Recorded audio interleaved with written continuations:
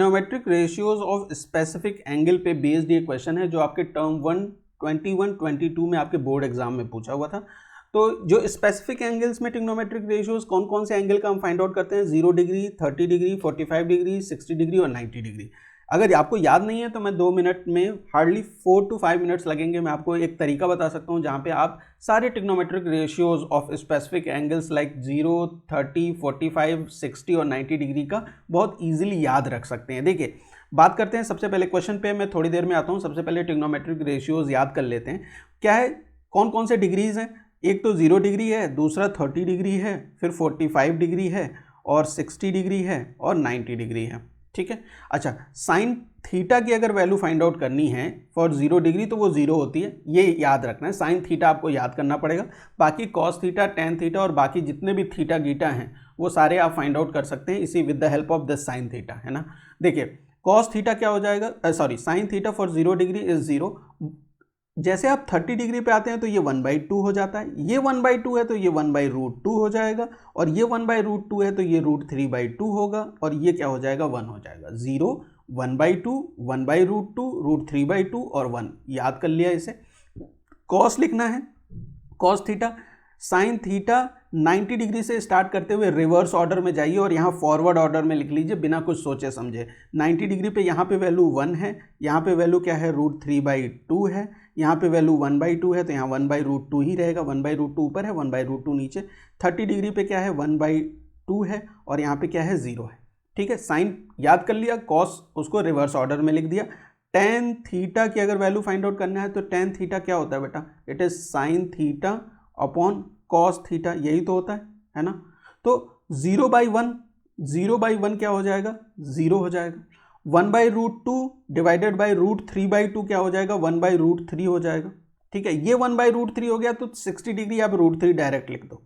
यहाँ पे 1/√3 जैसे लिखा तो ये √3 डायरेक्ट हो जाएगा। ये 45 तो 1 होता है, यहाँ भी 1/√2 है, यहाँ भी 1/√2, ये 1 मैं याद करने के लिए नहीं बोल रहा हूँ, डायरेक्ट डिवाइड करके आप लिख सकते हैं। हार्डली 10th क्लास में आपको ये करने के लिए फ्रैक्शन ऑफ सेकेंड्स लगेंगे।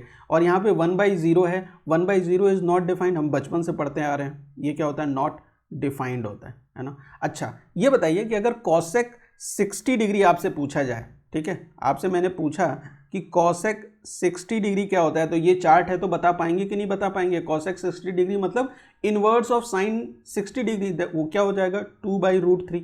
कोई कंफ्यूजन है क्या इस चीज़ को समझने में, है ना। इसी तरीके से आपसे पूछा जाए कि सेक 30 डिग्री क्या है, सेक 30 डिग्री, है ना। तो सेक 30 डिग्री मतलब कॉस का इनवर्स एट 30 डिग्री, ये √3/2 कॉस 30 डिग्री होता है, तो ये भी क्या हो जाएगा, 2/√3 हो जाएगा। ठीक है, क्लियर है।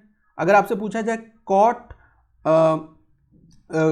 30 डिग्री क्या है, कॉट 30 डिग्री, तो कॉट 30 डिग्री क्या होता है, इनवर्स ऑफ tan होता है, इनवर्स ऑफ tan 30 डिग्री, तो ये 1/√3 है तो ये √3 हो जाएगा। क्लियर है, बात समझ में आ गई। अच्छा आप ये सोच रहे होंगे अपने एग्जाम में या अपने टेस्ट पेपर आप कर रहे हैं तो कैसे करेंगे, अरे बहुत सिंपल सा है, बस इतना सा याद रखना है, सिंपल सा। यहाँ पे आपने लिखना है क्या क्या लिखेंगे आप यहाँ पे लिखिए 0, 30, 45, कोई नहीं देख रहा, धीरे से लिख लीजिए, है ना। उसके बाद यहाँ पे साइन हो गया, साइन पे पहला तो 0 होता है, फिर 1/2 होता है, फिर 1/√2 होता है, फिर √3/2 होता है, और फिर क्या होता है 1।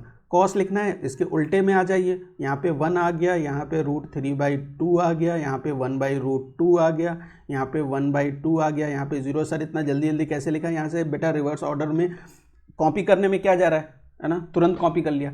tan लिखना है तो पहला tan 1 होता है, 0/1 क्या होगा, 1 हो जाएगा। तो और ये क्या होता है 1/√3, है ना, 1/√3, 1/2 को डिवाइड कर देंगे √3/2 से तो 1/√3 आ जाएगा। ये 1/√3 है तो ये √3 हो जाएगा।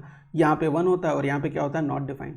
इतना टाइम लगा, देख लीजिए कितना सेकंड लगे होंगे इसको लिखने में, है ना। क्लियर है, बात समझ में आ गई। अब आते हैं क्वेश्चन पे। देखिए क्वेश्चन बहुत सिंपल सा है। क्वेश्चन क्या कह रहा है, क्वेश्चन आपसे क्या कह रहा है, इसकी हेल्प, इसका यूज़ करेंगे तो बाकी चीज़ों को मैं नहीं मिटाता हूँ, इसको हम देख लेते हैं। क्वेश्चन क्या कह रहा है, क्वेश्चन पे आते हैं डायरेक्ट, है ना। साइन अल्फा इज √3/2, ठीक है। साइन अल्फा जो है वो क्या है, √3/2 के बराबर है। तो √3/2 साइन अल्फा कहाँ पे होता है, जरा बता सकते हैं आप मुझे, वो होता है साइन 60 डिग्री में, ठीक है। Sine 60 degree is equal to √3/2, इसका मतलब अल्फा की वैल्यू क्या है, 60 डिग्री। और tan beta, tan beta is equal to 1/√3। 1/√3 tan कब होता है? 30 डिग्री पे होता है, तो tan 30 degree is equal to 1/√3, है ना। इसका मतलब बीटा की वैल्यू क्या हो गई यहाँ पे? बीटा की वैल्यू हो गई यहाँ पे 30 डिग्री। आपको क्या फाइंड आउट करना है? कॉस अल्फा माइनस बीटा की वैल्यू फाइंड आउट करना है। आपको फाइंड आउट करना है कॉस अल्फा माइनस बीटा। तो अल्फा क्या है? 60 डिग्री, बीटा क्या है? 30 डिग्री।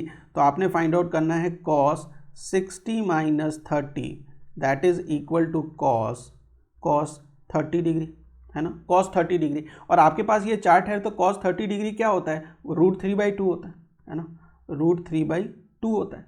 क्लियर है? बात समझ में आ गई? क्वेश्चन सॉल्व हो गया। क्वेश्चन सॉल्व करने में कोई परेशानी?